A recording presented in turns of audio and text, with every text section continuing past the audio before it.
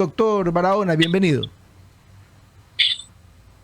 Muchísimas gracias, buenos días. No sé si me escuchan, solo me confirman, por Le favor. escuchamos. Sí, muy bien. Doctor, adelante. Gracias.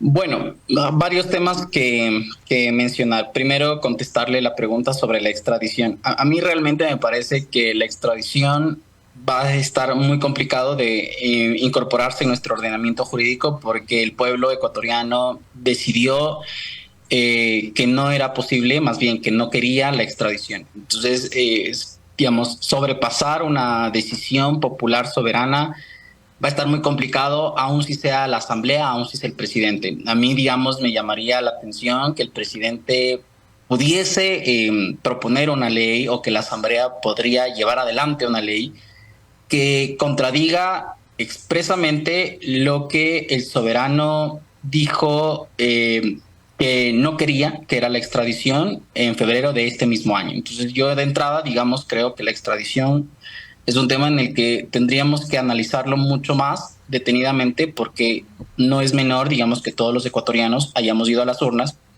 y nos hayamos pronunciado en contra de la extradición. No es si le gusta o no, no es si creo que los derechos humanos dicen algo, es que el mismo pueblo ha dicho que no. Entonces ya allí cierras directamente una puerta y estar por sobre la voluntad del pueblo me parece que es algo bastante delicado porque alguien podría demandar incluso la inconstitucionalidad por razones de debido proceso, que alguna vez lo analizamos con ustedes mismos, pero esta vez por razones democráticas además, porque el pueblo ecuatoriano ha dicho que no y sobre eso la Asamblea dudo mucho que tenga al menos la competencia o la facultad de irse en contra de lo decidido por todo el pueblo. Doctor Barahona, pero las circunstancias eran distintas y el poder comunicacional de ese entonces presentado por el presidente Lasso era distinto.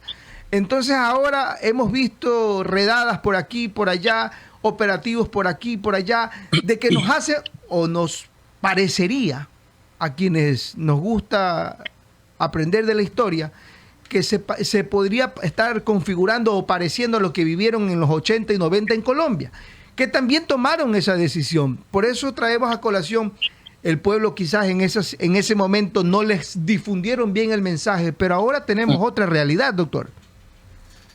Sí, yo entiendo y comparto lo que usted indica, pero hay un problema de fondo. Sí. El problema de fondo es cómo, cuáles son los fines de una consulta popular. Si el fin de una consulta popular es reafirmar la popularidad del presidente de la República, creo que las dos últimas consultas populares nos han demostrado que no es el mejor camino. Y no es el mejor camino porque no es una consulta de popularidad, no es como aparecer, digamos, en Forbes, en la primera portada, para ver si es que gano más o menos adeptos. Es que lo que le estoy preguntando al soberano, digamos, al pueblo, son preguntas que difícilmente luego las voy a volver a preguntar, porque es la única oportunidad que voy a tener para consultarle. Yo incluso allí creería que si comunicacionalmente se puede volver a reflexionar sobre este asunto, se le podría volver a consultar al pueblo más que impulsar una ley que esté en contra de lo que el pueblo ya dijo. Yo sí creo que si seguiría esa reflexión, no habría, digamos, impedimento, al menos legal, para que la Corte Constitucional, llegado, digamos, una petición de consulta popular, niegue la misma si es que le vuelve a preguntar al Ecuador, ¿usted está de acuerdo o no con la extradición? Sobre todo porque hay que ser conscientes en algo. Las consultas populares no son, digamos, encuestas de afecto o desafecto al presidente, porque luego nos pasa esta factura. Yo, digamos, Lasso era un presidente que manejó tan mal su imagen y además su gestión, pero sobre todo lo primero en relación a una consulta popular que era imperdible.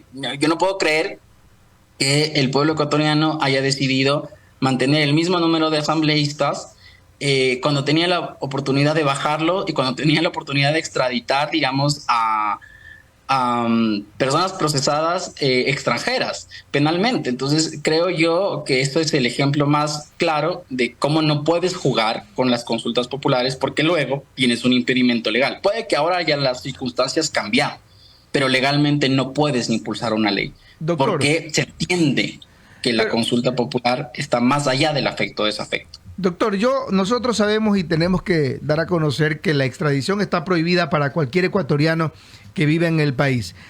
Ya perdieron en algún momento organizaciones políticas que en lo personal mal dirigieron comunicacionalmente hablando el tema.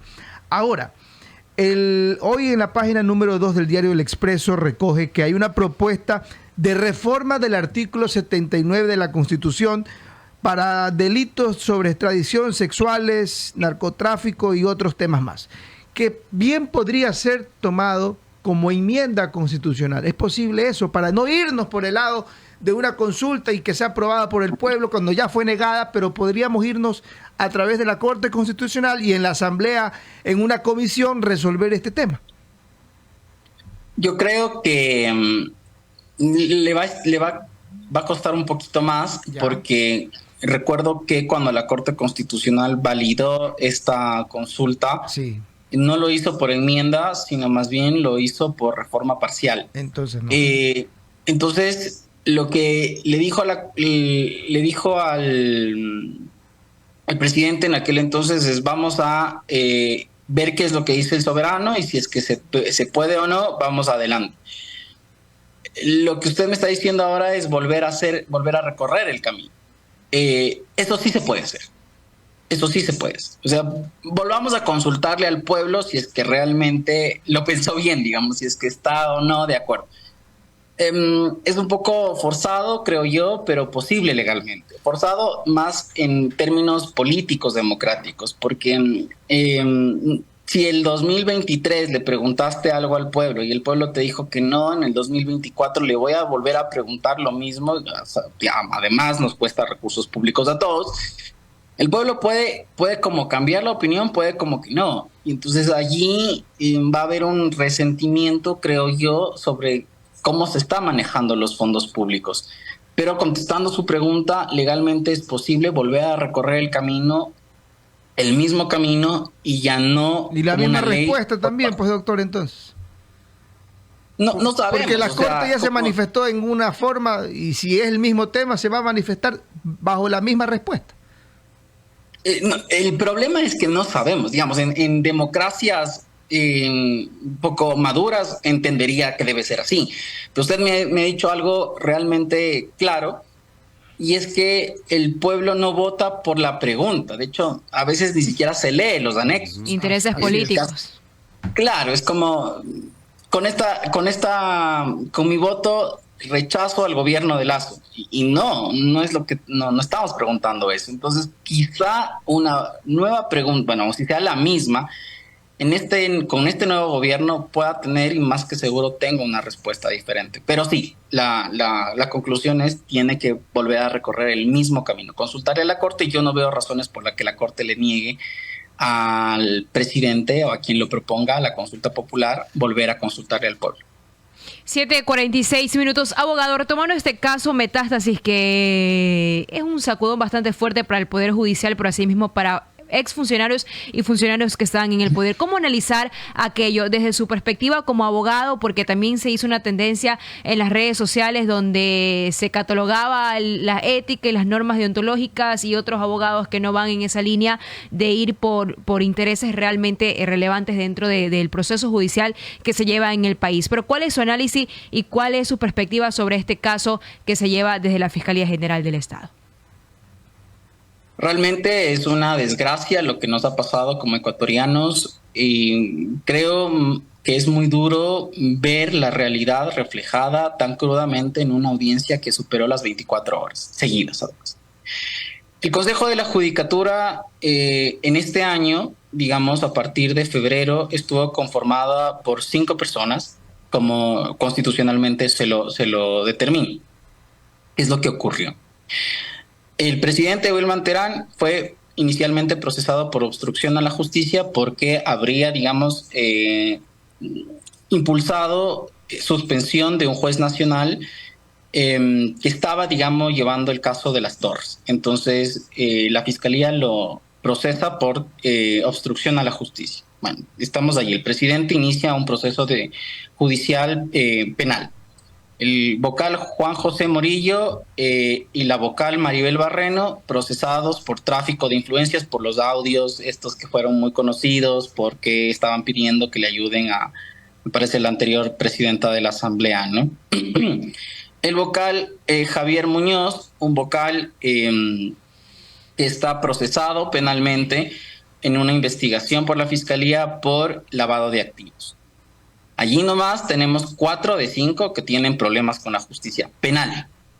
Y el que está invicto hasta ahora es Fausto Murillo, invicto entre comillas, porque se salvó de que la Corte Constitucional le destituya por usurpar la presidencia del Consejo de la Judicatura cuando a quien le correspondía era Álvaro Román por ser el suplente de la presidencia del Consejo de la Judicatura. ¿Qué es lo que quiero decir? Los 5 han sido una vergüenza nacional y hay que decirlo con, digamos, la forma clara que se merece. Juan José Morillo y Maribel Barreno salieron por auto de llamamiento a juicio y la ley te dice que cuando un vocal de la judicatura es llamado a juicio pierde su calidad. Entonces los dos perdieron esta calidad.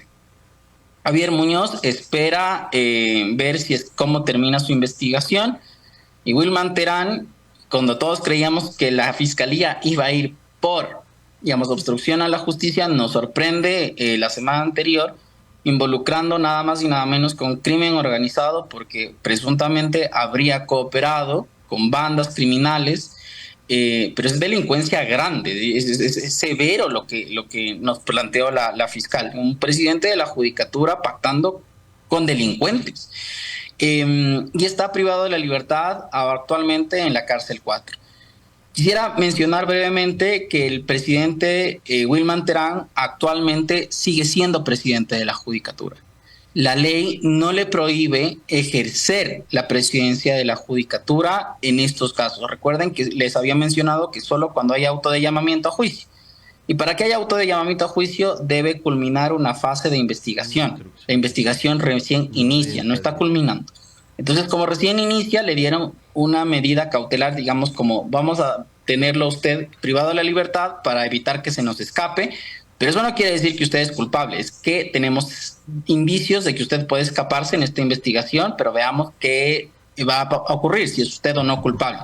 Pero que hasta que eso no ocurra, él no pierde su calidad de presidente de la Judicatura. ¿Tendremos a un presidente de la Judicatura en la cárcel 4? Sí, pero seguirá siendo presidente de la Judicatura. Ahora, físicamente él no va a poder ir a la oficina, evidentemente. Entiendo yo que ya están en este día se va a llevar adelante el habeas corpus. Si no es en este día, debería ser a primera hora del día de mañana la audiencia porque él ha pedido habeas corpus. Es lo que quiere, recuperar su libertad para volver al cargo. ¿Por qué quiere volver al cargo?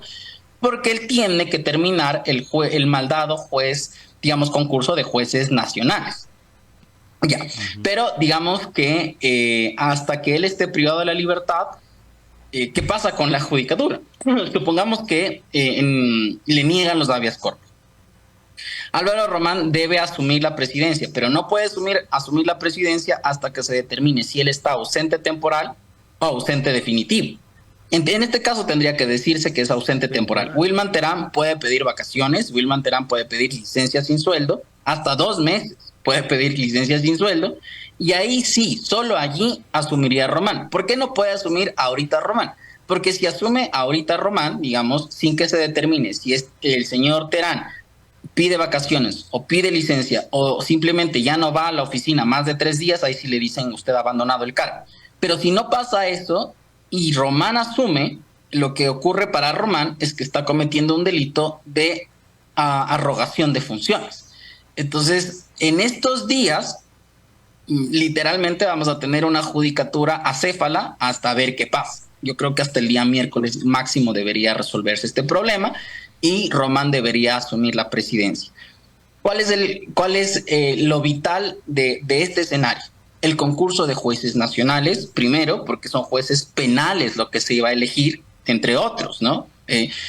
Y también va a tener que decidir si los 2 jueces penales, entre ellos el juez Rivera, que además está siendo investigado por la justicia. Recuerden que este juez Rivera, en el caso Glass, le ordenó a la Asamblea que se pronuncie sobre la inmunidad. ¿Qué inmunidad va a tener Jorge Glass? Pues ahorita, si ni siquiera es autoridad. por favor. Pero bueno, este señor Rivera recibió una prorrogación de sus funciones de 6 años. Normalmente un juez de la Corte Nacional dura 9 años. El señor no entró como, digamos, nuevo juez. El señor entró para cumplir el periodo vacante de un juez anterior. Entonces, el cargo estaba por 9 años, el titular sale y él ingresa a reemplazarle por el tiempo que le restaba de sus funciones. Incluso así dice el acta de nombramiento del señor. Usted va a estar ahí 3 años porque era lo que le faltaba a su antecesor. Y el señor dijo, no, deme 9 años porque así dice la Constitución. Nadie le iba a dar. Pero asombrosamente, el presidente Wilman Terán, con el voto de Javier Muñoz, porque además estos señores tomaban las decisiones solo con 2 de 5 votos, le prorrogó a 9 años sus funciones. Sorprendentemente luego, el señor hace este acto en favor de Jorge Glass. Entonces, no es menor, digamos, el momento en el que la judicatura está. Estás frente a jueces penales que tendría que revisarse si su prórroga se hizo bien o se hizo mal primero. Estás en medio de un concurso de la Corte Nacional que aunque se quede, digamos, en cero o se vuelva a la convocatoria, es un concurso que tiene que seguir. O sea, yo creo que la judicatura, si hace caso, digamos, a las recomendaciones, puede dejar insubsistente todo el proceso, pero no es que no se va a elegir jueces. La ley te obliga a elegir jueces ya. Entonces, vuelves hasta la convocatoria y sigues. Entonces, es vital quien preside este organismo por este concurso, además. No es que se va a eliminar el concurso, no puede eliminarse. Puede regresar hasta la fase inicial, pero tiene que seguir. Doctor, en este proceso, en este mega operativo, están involucrados abogados en libre ejercicio, ex jueces además. Yo le quiero preguntar algo a usted. Yo soy abogado, usted también. Y aquí entra un dilema y una confusión quizás que vale que usted como analista constitucional la libere. ¿Hasta qué punto los abogados pueden actuar libremente? Y si es así, esto que hizo la doctora Diana Salazar, abogada también, ¿estaría o no estaría violentando el derecho de los señores abogados a defender a quienes deseen, doctor Alexander Barahona? Sí, perfecto. Yo creo que aquí hay que apuntar 2 cosas bien importantes. A ver. La primera es que toda persona tiene el derecho a la defensa y para eso existen los abogados. Porque si, digamos, empezamos a entender que los abogados solo defendemos a inocentes, no dependeríamos de nadie, porque todo depende del prisma con el que lo mires. No creo yo que este caso sea un reproche para el ejercicio de los abogados. Creo más bien que es un llamado de atención porque depende mucho de cómo tú ejerzas el derecho. Es decir, tú puedes defender a cualquier persona procesada penalmente en la libertad que tienes para decidir si quieres o no llevar el caso. Tú decides como abogado si tomas o no.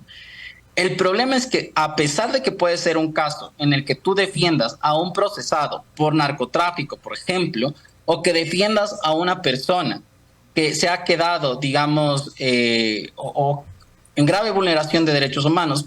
Supongamos una familia cuyos hijos han sido desaparecidos forzosamente, digamos, nadie sabe dónde está y luego encuentran los cadáveres de sus hijos en una quebrada. En estos 2 casos uno podría decir, el uno parece que es más feo que el otro. En estos 2 casos, el mismo abogado, en el caso del narcotráfico, puede ser lo suficientemente buen profesional para no incurrir en ningún acto de corrupción. Y en el segundo caso, digamos que en el de la desaparición forzada, de la pobre familia, de los hijos muertos, el abogado dice, tranquilo señora, que yo le voy a ayudar, vamos a sacar indemnizaciones grandes del Estado, va, coge dinero, le coima al juez y tienes un caso, digamos, de corrupción clarísima de un abogado. ¿Qué es lo que le quiero decir? No depende del caso, depende de cómo actúa el abogado frente al caso que tiene. Si el abogado empieza a negociar sentencias, pasando dinero o favores a los jueces, creo yo que es un abogado que es corrupto, a pesar de que tenga un caso ganable, digamos, en primer momento, digamos, aparentemente. Entonces yo creo que este caso, como lo decían bien ustedes, es un caso que nos hace reflexionar respecto a la ética profesional de los abogados y sobre todo al sistema, que es un sistema, por eso dice metástasis, porque ya se ha regado por todo el sistema. Es un sistema que realmente pide a gritos una atención porque la corrupción está muy generalizada. Y eso no se resolverá pronto, sino que con mucho tiempo, paciencia y sobre todo con buenas autoridades. Al menos de estas autoridades que le digo que terminaron este año, nos dejaron un muy mal sabor de boca, porque todos, salvo uno, está procesado penalmente. 7:58 minutos. Abogado, algo preciso. ¿Es una vulneración al concurso de jueces o es realmente una investigación que explota o hace un boom a la corrupción y el narcotráfico inmiscuidos dentro del proceso judicial? Porque estas son las dos tendencias que hay en las redes. Eso es personal. Sí, esto es personal. A ver, yo lo que creo es que me parece, es que es difícil contestar, me parece que las pruebas que tiene la Fiscalía necesitan mayor refuerzo. Yo entiendo que un chat puede ser un gran indicio, pero nadie te puede condenar por un chat. Es que además entonces se puede caer el caso metástasis, abogado. Se puede caer. Yo creo que si esas son las únicas pruebas que tiene, debe tener más pruebas para reforzar. Sobre todo porque imagínese usted que le dicen por un chat, digo, qué bestia, tengo ganas de matarle a esta señora. Y el día siguiente esa señora sale muerta. ¿Usted es responsable penalmente de la muerte de esa señora? No. Porque necesitas una investigación. Yo lo que creo es que para iniciar la investigación está bien los chats, pero si es que eso va a ser la única prueba que tiene para condenar a toda esta gente, me parece que es insuficiente la prueba. De inicio está bien, pero vamos, que necesitamos muchas más pruebas, porque me parece algo extraño. Sobre lo del concurso de jueces, no creo tanto que sea un acto desesperado para interrumpir el concurso de jueces, sobre todo porque el concurso de jueces ya tiene 3 procesos, uno político que está en la Asamblea, que bueno, eso básicamente es un saludo a la bandera, y los 2 últimos que son juicios constitucionales para detener ese concurso de jueces. Y el uno, la reinstalación de la audiencia, es el día de hoy a las 9 de la mañana. Y está llevado por una jueza que ha dado muestras en otros casos de ser totalmente imparcial e independiente. Incluso ha fallado en contra de la judicatura en otras ocasiones. Entonces, suponiendo que no se llevaba adelante digamos, operativo metástasis, una orden judicial sí podía darse de baja este concurso. Yo más bien lo que creo es que era el momento oportuno para que, si sea como sea que decida la justicia, digamos que vuelve a cero el concurso nacional, sea otro presidente el que lleve adelante el concurso de jueces de la Corte Nacional. Y en este caso le tocaría a Román, ¿no? Precisamente porque el presidente y el director general son los que administrativamente pues califican las carpetas, recalifican las notas, llevan adelante, digamos, todo el concurso. Entonces yo lo que creo es que el mensaje político, además del jurídico de hay indicios de que esta gente anda con cosas raras y corruptas, es tengamos otro presidente que lleve adelante este concurso, porque en elección de jueces mucho importa el perfil de quien lo elige. Si tengo un perfil de una persona que sospecho que es corrupta, entonces básicamente la confianza ciudadana de la elección de esos jueces se cae. Pues tengo confianza en que el que va a llevar adelante este concurso es un abogado probo, un abogado, digamos, transparente, no cero corrupto, entonces voy a tener más confianza. Y yo creo que por eso le han convocado en una hora muy crítica al doctor Álvaro Román. Porque si algo tiene ese señor, y lo ha demostrado, es que, digamos, cuenta con el aprecio y la estima de todo el foro de abogados. Muy bien, perfecto. Le queremos agradecer, doctor, por el tiempo y el espacio para esta importante entrevista. Que tenga un excelente inicio de semana. Muchísimas gracias.